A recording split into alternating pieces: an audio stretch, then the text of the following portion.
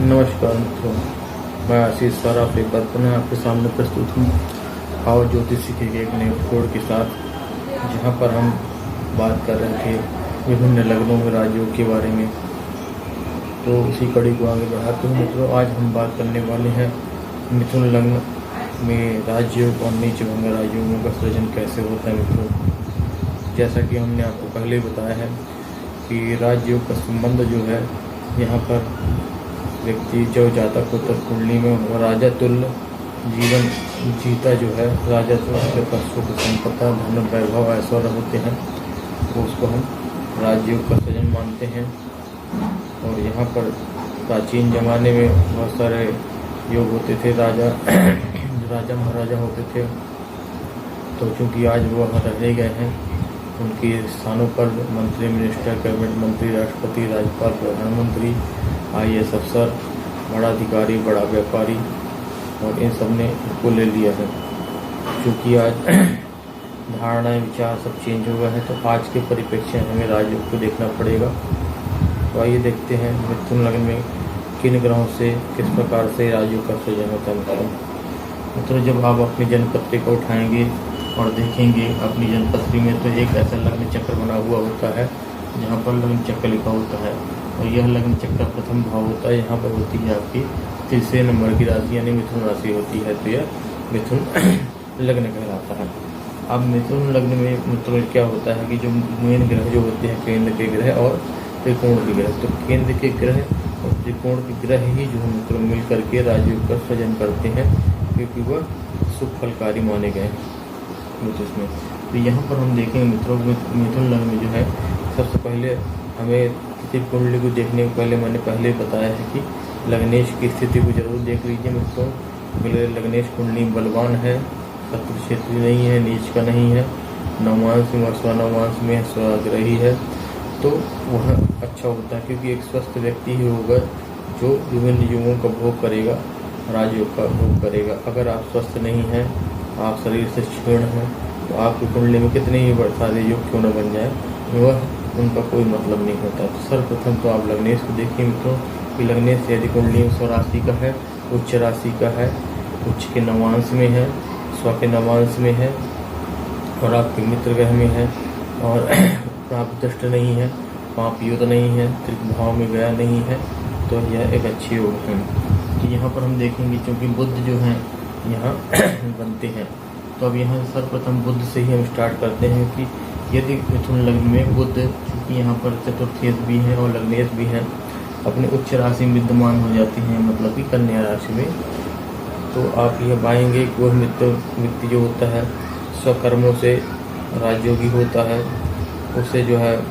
मातृपक्ष से भी जो है जन्म जाते ही भूमि संपदा, भवन, गाड़ी, वाहन के अच्छे योग बनते हैं। इसके साथ अगर उनके कुंडली में यहाँ पर शनि चूँकि दसम भाव के आपके नवम भाव के भाग्येश हो गए हैं और गुरु दसम भाव स्वामी है, इनकी भी अगर अनुकूल स्थिति होती है आपकी कुंडली में, गुरु अगर उच्च के होकर के चतुर्थ यहाँ धन भाव में बैठ जाए, चंद्रमा के साथ बन जाए, तो एक बहुत ही प्रबल राजयोग का सृजन होता है, जहाँ पर व्यक्ति स्वकर्मों से अति धनवान होता है, नामी और प्रसिद्धि प्राप्त व्यक्ति होता है, उसके जीवन में धन का कभी अभाव नहीं होता। मित्रों, अगर इसी गुरु का संबंध छठे स्थान से 8वें स्थान के मंगल से हो जाए, वहाँ पर एकादश स्थान में हो जाए, द्वादश स्थान में हो जाए, या 9वें स्थान में हो जाता है मित्रों, तो ऐसे व्यक्ति जो होता है वह राज्य पक्ष से लाभान्वित होता है मित्रों। तो राज्य पक्ष से लाभ होता है, वो किसी सरकारी उच्चाधिकारी पद में होता है मित्रों। खास तौर से अगर देखा जाए तो वह IPS अफसर के पद पे आसीन देखे गए हैं ऐसे मित्रों।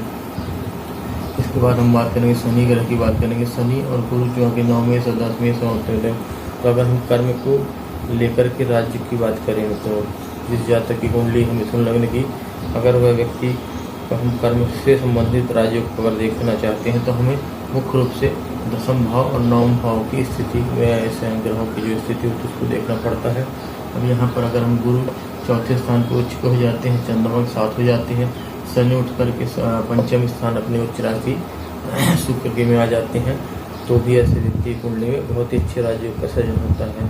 इसके पश्चात गुरु और शनि दोनों इकट्ठे होकर के मीन राशि में बैठ जाते हैं, या दोनों इकट्ठे होकर के कुंभ राशि में शनि की स्वराशि में बैठ जाते हैं। तो ऐसी स्थिति में मित्रों बहुत अच्छे राजयोग का सृजन होता है, जहाँ पर व्यक्ति जो होता है भाग्य का लाडला होता है, भाग्य का चहेता होता है, उससे अपने जो है जीवन में कार्य में उपरोक्तर उन्नति मिलती है, उसे कभी भी असफलता का मुंह नहीं देखना पड़ता और जीवन में उत्तर सफल होता जाता है जिन भी कार्यों को करता है, और नाम, पैसा, प्रसिद्धि, अधिकार वह सब उसको सहज रूप से प्राप्त हो जाती है। इसके बाद हम बात करते हैं मित्रों, यहाँ पर आपके शुक्र ग्रह की स्थिति को लेकर हम बात करते हैं। शुक्र ग्रह यहाँ पर दशम स्थान पे उच्च के हो जाते हैं, यानी मीन राशि में उच्च के हो जाते हैं, और गुरु उठ करके चतुर्थ स्थान भी चले जाते हैं। मंगल पिस्वा की राशि में जाते हैं, शनि पिस्वा की राशि में जाते हैं। तो ऐसे में ही एक बहुत ही प्रबल राजयोग का सृजन होता है, जहाँ पर मित्रों व्यक्ति जो होता है अपने ज्ञान के बल पे, अपने बुद्धि के बल पर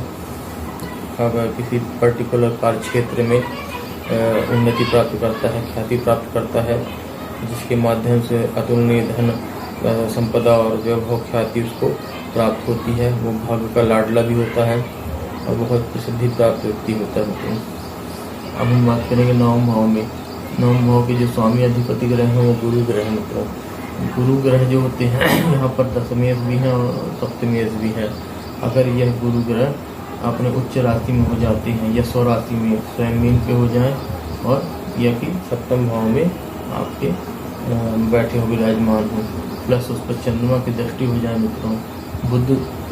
छठी राशि में बैठे हो, मंगल एकादश हो और शनि अपनी स्वराशि में बैठे हो,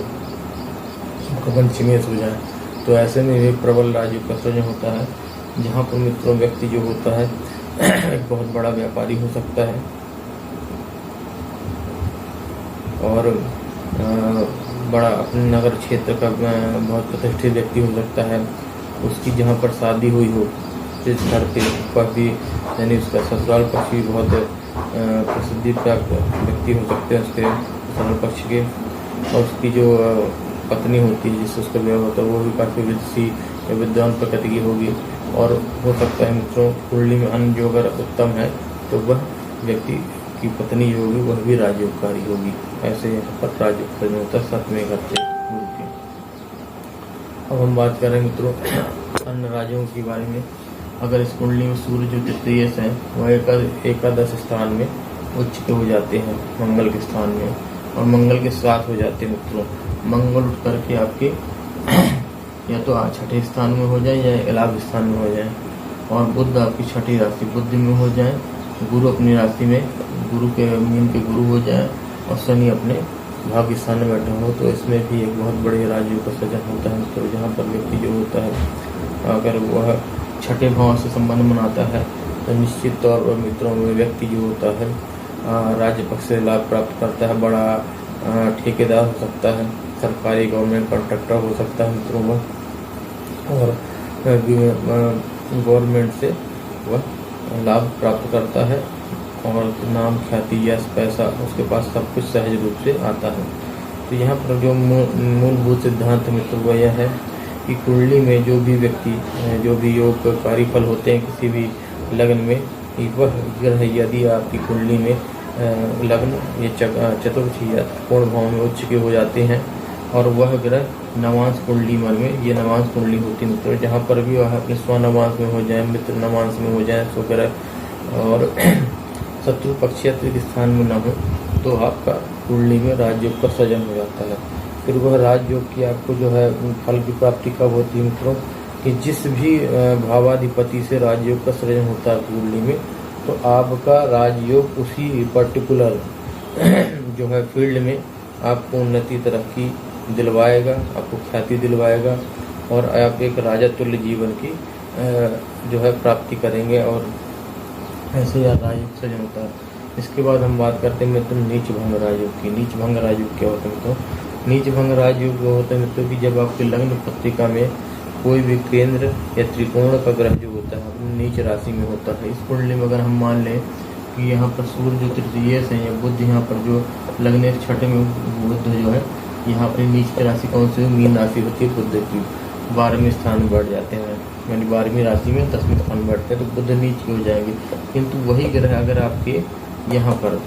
आपके नवांश चक्र में उच्चांश में हो जाते हैं तो वह उसके नीचत्व का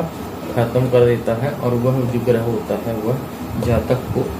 आगे अपना जो निष्फल होता है यहाँ पर बुध का ग्रह फल वहाँ पर सुफलदायक हो जाता है,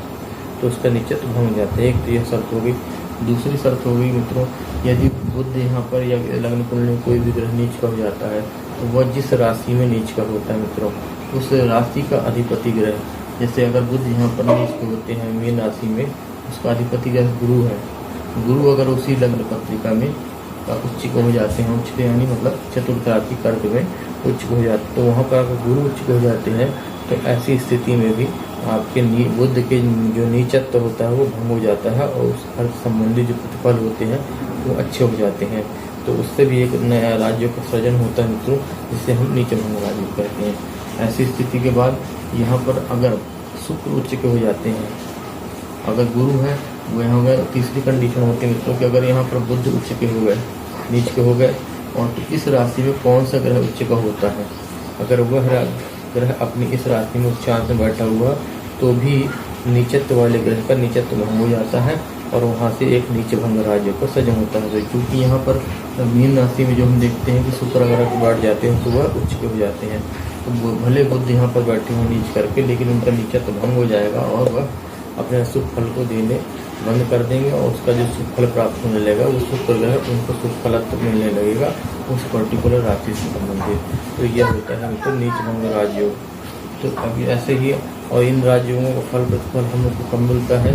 जब उस पर्टिकुलर ग्रह की दशा अंतरदशा या प्रत्यंतर दशा हमारे जन्मपत्री में आएगी तो हमें उस पर्टिकुलर भाव से संबंधित जो शुभ फल होते हैं जो ग्रह हमें प्रदान करता है राजयोग वाला, वह हमें प्राप्त होने लगते हैं और उसकी हमें अनुभूति होने लगती है। तो अगर उस राजयोग ग्रह की महादशा हमारे जीवन काल में फंस जाती है, सही समय फंस जाती है, तो यह तो बहुत ही अति शुभ होता है मित्रों। यहाँ पर समय का विशेष महत्व है, यानी गोचर का विशेष महत्व है कि सही समय पे अगर आपको सही ग्रह दशा फंस जाए, राजयोगकारी ग्रह की दशा फंस जाए, तो आप उस पर्टिकुलर टाइम में अपने जीवन में उस राजयोग का फल प्राप्त करते हैं। इसकी विपरीत स्थिति में ऐसा भी होता है कि मेरे मित्रों की राजयोग तो हमारे कुंडली में बनते हैं, किंतु जो जिन ग्रहों के द्वारा राजयोग बनाया जा रहा है उनकी दशा अंतरदशा यानी महादशा जो हमारे पूरे जीवन काल में नहीं फंसती, क्योंकि अंतरदशा तो फंसती है लेकिन उतनी वो अंतरदशा 2-4 महीने 10 महीने की हो सकती है, उतनी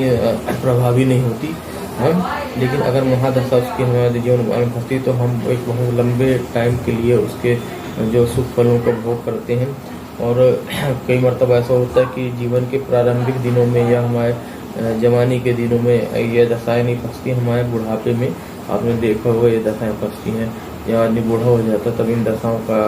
हमें फल प्राप्त होता है। तो उस कंडीशन हम देखेंगे कि व्यक्ति जो है अपने जीवन काल के अंतिम दिनों में जो है सुख को भोग करता है। हमने कई बार देखा होगा जीवन में बहुत सारे लोगों को भी जीवन भर स्ट्रगल करते हैं और जीवन के अंतिम दिनों में ऐसे दिन आते हैं जब वो अपने उस फल अच्छे कर्मों के फलों का भोग करते हैं, यानी उनका राजयोग फलित होता है। तो ऐसा मरतबा ऐसा भी हो जाता है और कई मरतबा ऐसा भी होता है क्योंकि हमको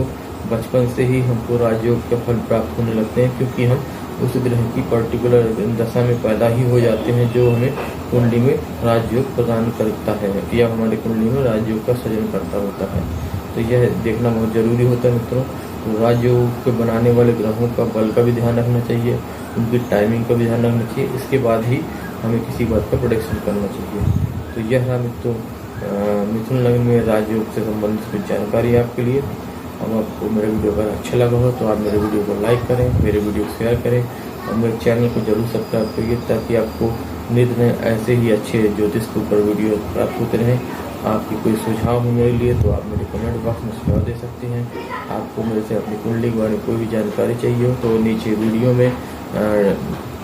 मेरा व्हाट्सएप नंबर, मेरा मोबाइल नंबर दिया हुआ है। आपके जो भी क्वेश्चन हो आप मुझसे वहाँ पर संपर्क करके उनका हल प्राप्त कर सकते हैं। तब तक के लिए नमस्कार, धन्यवाद।